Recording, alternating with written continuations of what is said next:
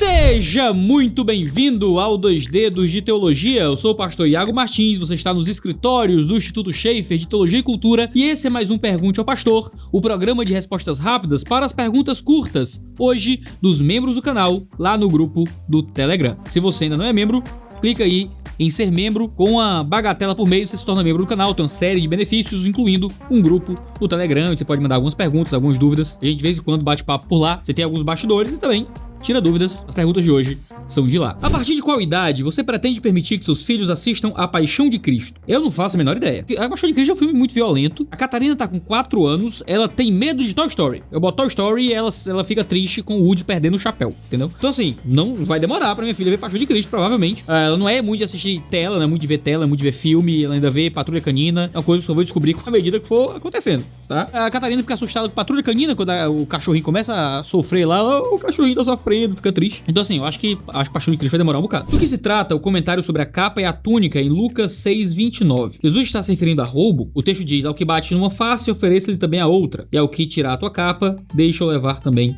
a túnica. Em Mateus existe uma adição a esse texto que fala sobre tribunal, quem quiser levá-lo ao tribunal para tentar tirar-lhe a capa e tal. Fala de algumas coisas bem sérias do evangelho que envolve a política de não agressão, de pacifismo, até mesmo de não defesa daqueles que vivem debaixo do reino. No sentido de que se alguém tá tentando me prejudicar, eu não me esforço por retaliação. Eu simplesmente permito que as pessoas levem de mim o que elas estiverem tentando levar, porque essa é a postura de desprendimento que o reino gera em nós. É fácil, rapaz. É uma loucura viver aquilo que o evangelho cobra de nós. Mas nós temos um Cristo que não se defendeu, né? Um Cristo que deu a outra face quando tentaram humilhá-lo. Um Cristo que não foi apegado às próprias coisas, aos próprios bens, ao ponto de deixarem levar aquilo que quisessem. Nossa postura é de desapego. Querem levar a nossa capa? A gente entrega a túnica junto, sem nenhum problema em perder quando tentam se levantar contra nós. É, meu patrão, é sério. Ser crente não é bobagem, não. Como ficavam os eleitos durante a Idade Média com o monopólio da Igreja Católica? Ficavam eleitos, certo? Veja, a Igreja Católica Apostólica Romana, como conhecemos hoje, não é a mesma de longo da história. E ao longo da história, houve uma série de rupturas e de ramificações dentro da própria Igreja Católica. A gente às vezes imagina que a Igreja Católica era um grande monolito de doutrina e de verdade, mas isso não existe. Existiam muitas ramificações, muitas divergências, muitos núcleos diferentes de catolicismo romano ao longo da história da Igreja. Então você tinha em cada cidade, em cada ambiente, em cada paróquia, doutrinas, crenças, práticas que iam de forma completamente diferente às vezes. Ora, os cismas que aconteciam na Igreja Católica, ora as correntes que se estabeleciam dentro da Igreja Católica. Existem denominações dentro do catolicismo. E isso é o que dava liberdade para alguns tipos de crença ao longo da história, até chegar no momento de ruptura, onde isso se tornou impossível, e a gente tem a Reforma Protestante, onde ao invés de existir dentro do catolicismo grupos diferentes, você teve um cisma e se separou diretamente do catolicismo. No calvinismo não existe arrependimento. O que existe é uma violação da vontade que leva o homem a se arrepender mesmo contra a própria vontade. Concorda com essa afirmação? De forma alguma. O que existe é uma transformação da vontade. O que se chama aqui de violação da vontade é um termo absolutamente negativo para se referir à transformação da vontade. Eu tenho minha vontade negativa, eu tenho minha vontade pecaminosa, eu sou um homem mau, ruim, depravado, e há um Deus que vem com a sua graça para transformar minhas vontades, meus desejos, para que eu me torne uma pessoa que agora deseja aquilo que é bom. Ele tira de mim um coração de pedra e me entrega agora um coração arrependido debaixo da nova aliança. Isso não é uma violação, porque violação é quando eu tomo indevidamente. Se eu tiro dinheiro de forma indevida da tua conta, eu violei tua conta bancária. Se eu adiciono dinheiro indevidamente na tua conta bancária, você não vai dizer que eu violei a tua conta bancária, você vai dizer que eu deixei lá um benefício. Se Deus pegasse o nosso coração que o ama e nos entregasse à força um coração odioso, seria injusto e nós fôssemos condenados porque ninguém pode resistir à vontade dele. Mas a partir do momento em que ele pega o nosso coração pecaminoso e nos dá um coração que agora o ama, ninguém vai dizer que isso é uma violação da vontade. Pelo contrário, isso é a graça sendo derramado contra nossas próprias vontades pecaminosas para que agora nossa vontade o queira. Ele transforma a nossa vontade. Ele não nos arrasta à força, ele nos atrai em amor. E isso torna tudo muito diferente. Mateus 6,12. Perdoa nossas dívidas assim como nós também perdoamos nossos devedores. Implica que podemos utilizar as nossas obras como crédito para pedir algo a Deus? Não. Significa que existe uma correlação direta entre uma vida perdoadora e uma vida perdoada. Quem não é perdoador, não é perdoado. Perceba que no grego aqui a correlação temporal não é necessariamente direta, tá? Às vezes a gente pode analisar o texto no português e interpretar, opa, Deus está me perdoando a partir do momento que eu perdoo os outros. Se eu não estou perdoando os outros, então Deus vai parar de me perdoar. Essa relação temporal, que é muito comum no português, não é tão clara no grego. Porque você tem uma correlação entre o ato de perdão que eu forneço provém de um ato de perdão que eu recebo. Então, Deus me perdoa e o fato dele me perdoar está correlato com o perdão que eu entrego também. O que significa que é impossível ser um perdoado sem ser um perdoador. Isso vai ser expresso nas parábolas logo em diante, quando Jesus fala sobre o homem que tinha uma dívida gigantesca, que foi perdoada, e uma dívida gigantesca, mas que não perdoou a dívida das outras pessoas muito menores, manda espancar e prender pessoas que deviam muito menos quando foi perdoado em muito mais. Como harmonizar Tiago 2,24 com o sola fide e as cartas paulinas que trazem a justificação pela fé? O texto diz aqui na NVI: vejam que uma pessoa é justificada por obras e não apenas pela fé. É muito interessante porque a gente tenta analisar as duas cartas como se fossem escritas pelo mesmo autor, e não é. São dois autores diferentes, e esses autores diferentes usam linguagens diferentes para explicar fenômenos às vezes parecidos, às vezes diferentes. O que é que Tiago está argumentando aqui?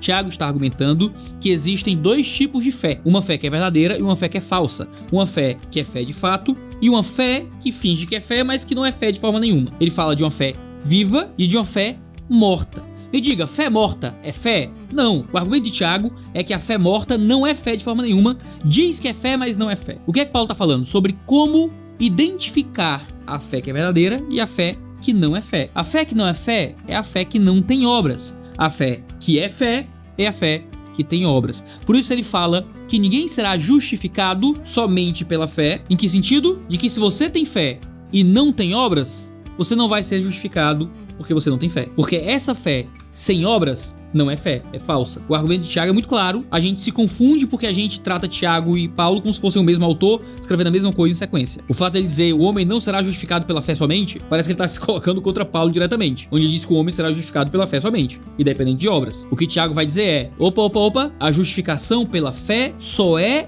pela fé que gera obras. A fé que não gera obras não é fé de forma nenhuma, logo não será justificado aquele que diz que tem essa fé que não é fé. O contexto da passagem deixa isso extremamente claro. Tem que fazer muito esforço para fazer o texto significar uma coisa diferente disso. Eu venho a partir do verso 19, eu lendo a Nova Almeida atualizada. Você crê que Deus é um só? Faz muito bem, até os demônios creem e tremem. Olha, você acredita? Literalmente, tem fé.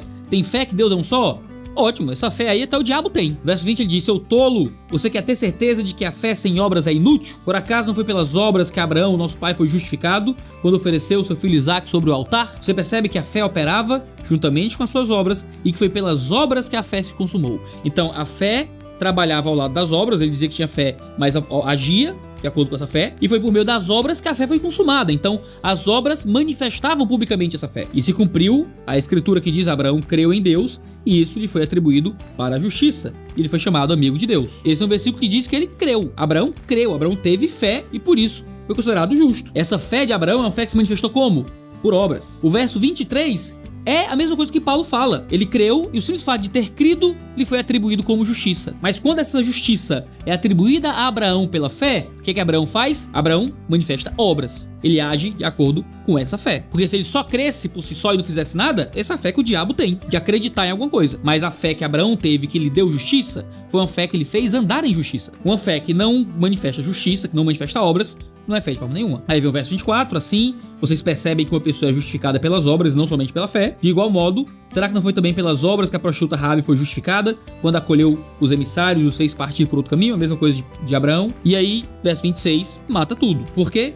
Assim como o corpo sem espírito é morto, assim também a fé sem obras é morta. Ou seja, fé sem obras é fé? Não é fé. Fé morta é fé? Não é fé. É uma fé falsa, só é fé no sentido de crença, mas é a mesma fé do diabo. A fé salvadora é a fé que gera obras, é a fé que se manifesta por meio de obras. Tentar criar uma ruptura entre Paulo e Tiago é não conseguir ler Tiago direito. Pastor, se em Efésios 2 Paulo fala que só há um povo de Deus, como pode haver ainda a separação de Israel e a igreja? Existe um tipo de separação entre Israel e a igreja que se refere à salvação que Deus trará ao povo de Israel no futuro. Em Cristo Jesus nós somos um só povo, judeus e gentios, não importa mais. Judeus precisam crer em Cristo Jesus para fazer parte do povo de Deus. Gentios precisam crer em Cristo Jesus para fazer parte do povo de Deus. Esse povo de Deus agora é a igreja. Mas mesmo assim, o povo que foi escolhido etnicamente no Antigo Testamento, que não é mais povo de Deus, eu não acredito que Deus tem dois povos, mas esse povo que era povo de Deus no Antigo Testamento e que deixou de ser povo de Deus porque não está em Cristo Jesus, se tornará povo de Deus por entrar em Cristo Jesus no futuro. Porque existem promessas ainda ao Israel étnico. E a principal dessas promessas é que quando houver a plenitude dos gentios, como diz Romanos 11,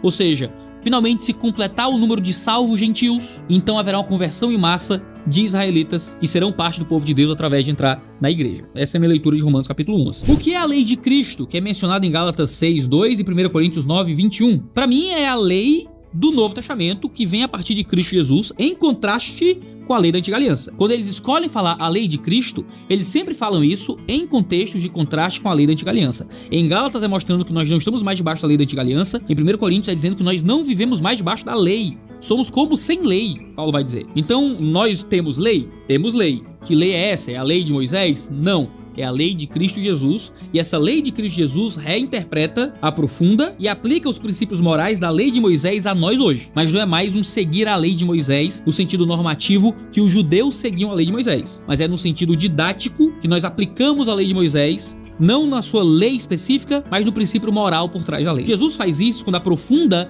as questões da lei para questões do coração. Paulo faz isso quando, por exemplo, cita leis de Deuteronômio sobre bois. Você não pode tapar a boca do boi enquanto o boi come. Ele diz, por acaso foi pensando em bois que Deus escreveu isso? Foi, os judeus aplicavam isso aos bois. Ele vai dizer, não, foi pensando em nós, os pastores. Ou seja, Paulo entende que o sentido mais profundo, o sentido pretendido por Deus na lei do Antigo Testamento, era o sentido moral por trás, não era a lei em si que foi estabelecida para o povo judeu. Para mim, a lei de Cristo passa justamente por esse tipo de aplicação do Antigo Testamento a nós hoje, a partir de Cristo Jesus. Sou cristão e desempenho um papel de ativismo político. Como ser firme e incisivo contra os absurdos políticos defendidos por aí, sem desonrar a Deus? Cara, difícil, hein? Você precisa manter a sua integridade. Para começar, pensando na sua integridade mais do que na possibilidade de sucesso político, ou o que é que seja. Foi o Max Weber, quando escreveu aquele livrinho Ciência e Política, Duas Vocações, ele faz uma palestra sobre a vocação política, ele diz que é incompatível ser um político e ser um cristão, porque a vida política cobra uma ética que vai em total oposição à ética cristã.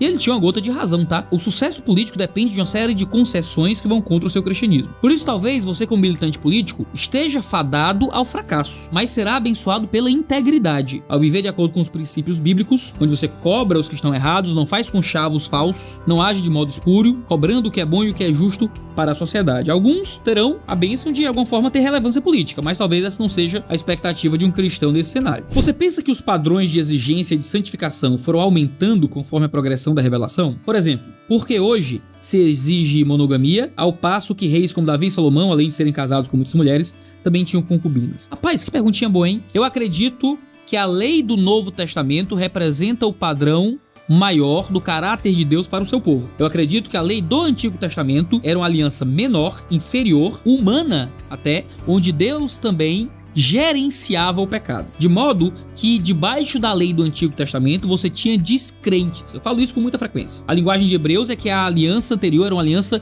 humana, era uma aliança menor, era uma aliança da carne, era uma aliança inferior. Então quando a gente olha para o Antigo Testamento não representa o padrão moral absoluto de Deus. As pessoas dizem que a lei é o caráter de Deus. E eu não acredito nisso. Eu acredito que a lei de Cristo é o caráter de Deus manifesto a nós hoje. A lei do Antigo Testamento era uma aliança menor, onde Deus também gerenciava pecadores debaixo dessa lei. E por isso o padrão de Deus se torna mais absoluto, mais correto, no ápice da revelação que se dá na obra de Cristo Jesus. Por isso que nós, que estamos hoje debaixo da lei de Cristo, estamos muito melhor, temos um acesso muito maior a Deus e um tipo de vida muito mais próximo da vontade do Senhor do que qualquer cristão do Antigo Testamento. Por isso que o menor do reino dos céus é maior que o maior da Antiga Aliança, como Jesus fala sobre João Batista. João Batista foi o maior homem da Antiga Aliança. O menor da Nova Aliança é maior que João Batista. O cristão tem uma moral privada, porém houve períodos, e ainda pode haver no futuro, em que o governo era cristão. Como você não é teonomista, como pensam que as leis desses governos deveriam ser? Em que elas devem ser baseadas? Eu acredito que o cristianismo não tem um sistema amplo de leis para governos, porque não existe governo cristão, do mesmo jeito que não existe tinta cristã, do mesmo jeito que não existe TV cristão, do mesmo jeito que não existe matemática cristã, do mesmo jeito que não existe carro cristão, do mesmo jeito que não existe governo cristão. Não dá para um governo ser cristão, porque só quem é cristão são as pessoas. As pessoas são cristãs, elas podem tomar certas atitudes a partir da sua cosmovisão cristã, mas elas não cristianizam as coisas, porque o cristianismo é um projeto de salvação pessoal da alma para a formação de uma comunidade, e essa comunidade é a igreja, não será o Estado. Então eu não acredito que exista uma série de leis cristãs que provém da Escritura, mas existem certas aplicações do cristianismo à vida pública, que a partir do momento que nós entendemos que a função do Estado é produzir bem-estar social, nós entraremos na vida pública para produzir bem-estar e justiça a partir da nossa visão cristã, o que envolve cuidado dos fracos, proteção dos miseráveis, valorização da vida e várias coisas desse tipo. A Escritura diz coisas que podem ser aplicadas à política. Agora, boa parte desse processo também será um processo de compreensão da realidade. Quando a gente fala de cosmovisão, a gente fala de momento vertical de significado, ou seja, a gente compara Deus com a realidade, o que é que Deus revela na sua palavra sobre o mundo, então a gente tem algumas proposições acerca, por exemplo, de política, a partir daí, mas existe também um movimento horizontal de significado, onde comparamos coisas com coisas. Então existe um processo científico de observar o mundo, observar a realidade e chegar a conclusões sobre o que é melhor para as pessoas a partir de uma leitura da vida. Por exemplo, eu sou alguém de economia liberal. Eu creio em uma economia bem liberal. Eu acredito que parte da minha crença liberal acerca de economia provém de um momento vertical de significado. Eu acho que a Bíblia me aponta a uma visão simples do governo, de uma visão de governo onde o governo não deveria se meter nas relações sociais e econômicas dos indivíduos. Posso defender isso biblicamente, tá? Mas eu tenho certeza que a maioria das minhas posições liberais não provém da Escritura. Provém de observar a realidade e chegar a conclusões a partir de como sociedades funcionam melhor. Um cristão que está no governo é um cristão que vai ter esses dois momentos, tanto vertical como horizontal de significado, para compor um sistema de leis que seja justo e bom. Como lidar com pensamentos intrusivos, principalmente relacionados à fé, como você não acredita em Deus, o que é que você ama Deus e afim? Todos nós temos pensamentos intrusivos, isso é a coisa mais normal, mais comum do mundo, e isso aparece na vida de todo mundo. O que você faz é ignorar esses pensamentos intrusivos. Eu tenho eles o tempo inteiro, eu não posso estar num lugar alto, subir num lugar alto, eu penso, mas e se eu me jogar lá embaixo, se eu cair? Sabe? Bom, é normal do mundo, tá? Esses pensamentos intrusivos são a coisa mais comum na vida de todo mundo. Agora, esses pensamentos intrusivos podem chegar ao nível de tornar a vida insuportável. Aí é possível que você tenha um transtorno obsessivo e você precise, com isso, de ajuda terapêutica e de aconselhamento pastoral para lidar com esse tipo de pensamento. Agora, você não é os seus pensamentos. Lembra disso, você não é os seus pensamentos. Você não é os pensamentos. Você é o que você faz com os seus pensamentos. Efésios capítulo 2 fala que nós não somos mais escravos dos pensamentos. Então, os pensamentos estarão lá, eles não são totalmente transformados pela conversão, mas o modo como nós interagimos e lidamos com os nossos próprios pensamentos muda a partir do poder do Espírito Santo. Você não precisa seguir nenhum pensamento intrusivo, porque isso faz parte da vida comum. Lute contra eles e continue vivendo sua vida pela fé, sendo aceito por Deus, mesmo com um monte de ideia estranha na cabeça. Adão tinha os atributos masculinos e femininos antes da criação de Eva? Eu não acho que Adão precisava concentrar em si todos os atributos da humanidade, porque Eva ainda não existia ou porque Eva foi criada dele. Até porque Eva foi uma nova criação, não foi uma divisão do homem ao meio, foi uma nova criação a partir de um pedaço do homem. Não precisava ter um outro cromossomo, não precisava de nada disso, porque é um ato criacional de Deus a partir de um pedaço de Adão. Assim como a terra, o barro, não possui todas as características do homem e da mulher, mas Deus criou o homem a partir do barro, o homem não precisava ter todas as características da mulher, porque Deus criou a mulher a partir do homem. Não faz nenhum sentido. Vi um vídeo no Reels do Instagram que falava sobre um plano de redenção para cada raça de anjos. O que acha sobre isso? Eu acho que parabéns você tentar provar isso pela Escritura. É impossível provar isso pela Bíblia, tá? Garanto que a Bíblia não fala nada disso. O membro da igreja deve satisfação ao pastor em um dia que não for ao culto? Depende. Depende. É uma igreja pequenininha, onde cada presença conta, né? Às vezes avisar é um jeito educado, sabe? Gente, não vou domingo e tal, tive um problema aqui, vou visitar um parente e tal, coisas assim. Uma igreja grande, é improvável que o pastor fique fiscalizando o tempo todo, quem foi, quem não foi. Às vezes, quando a gente sente muita falta de alguém, a gente manda mensagem, não te vi domingo, tudo bem por aí, lembrei de você e tal. E pastor, não deu pra ir e tal. Agora, o que não dá é você querer viver a sua vida de igreja, fazendo turismo congregacional o tempo inteiro e não querer que ninguém se meta na sua vida. Pessoas e pastores vão se meter na sua vida se você faltar demais, porque você é relacionado a uma comunidade local. Você não é de todas as igrejas, você é de uma igreja, porque é uma igreja que lhe pastoreia. Então, em algum nível, você deve satisfação à sua própria comunidade. Claro que não pode também ser, né, coisa demais, exagerada, ou o que é que seja. Ele, porém, respondendo, disse: não é bom pegar no pão dos filhos e deitá-lo aos cachorrinhos. E ela disse: sim, senhor, mas também os cachorrinhos comem das migalhas que caem da mesa dos seus senhores. Isso é Mateus 15, 26 e 27. Considerando a mulher sendo uma estrangeira, Jesus compara todos os povos que não são de Israel com cachorrinhos. O que significa? O termo cães era o termo que era usado para os membros de outras religiões e muitas vezes para os gentios pagãos. O termo cães era usado para eles. Então, quando Jesus chama ela de cachorra, né, de cadela, né, de cachorrinho, ele está dizendo que ela não é filha, não é da raça eleita, e ela provavelmente era seguidora de algum outro tipo de religião, que não era a religião judaica. Jesus diz: eu vim para pregar o evangelho ao meu povo, aos meus filhos, ao povo de Israel. Por que eu pararei de pregar para esses para pregar aqueles que são de outras religiões? O termo cão pra gente é muito pesado, né? chamar alguém de cão, de cadela, tem até um sentido sexual, né, envolvido. Mas era um xingamento religioso, digamos assim. Era uma forma de expressar alguém que segue uma religião não judaica. O que ela faz? Ela responde com fé. Olha, eu sei que eu sou de uma religião não judaica, eu não sou membro do povo judeu, mas eu me contentaria em comer das migalhas que caem da tua mesa. O que é que ele faz? Ele traz ela à família da fé. Bom, essas foram as perguntas de hoje. É sempre um prazer responder os membros do canal. A gente tem vídeo sempre terça e quinta-feira, às 10 horas da manhã. Então não deixe de se inscrever no canal para ficar sabendo sempre que houver vídeo novo. Um cheiro no seu cangote e até a próxima.